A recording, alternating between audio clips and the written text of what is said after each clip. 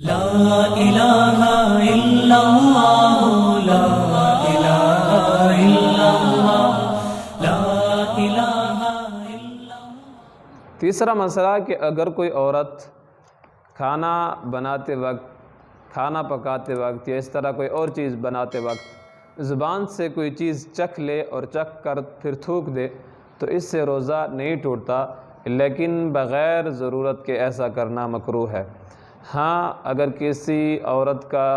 خاوند شوہر سخت مزاج ہو اور چھوٹی چھوٹی بات پہ کہ اس کے اندر نمک زیادہ ہے، اس کے اندر مرچ زیادہ ہیں، اس کے اندر میٹھا کم ہے، اس کے اندر میٹھا زیادہ ہے،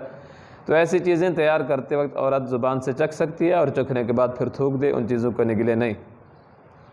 چوتھا مسئلہ کہ بلغم اگر پیٹ میں چلا جائے تو اس سے روزے پر کوئی اثر نہیں پڑتا، روزہ نہیں ٹوٹتا۔ اس طرح تھوک اگر انسان نگل لے تو اس سے بھی روزے پر کوئی اثر نہیں پڑتا۔ صلی اللہ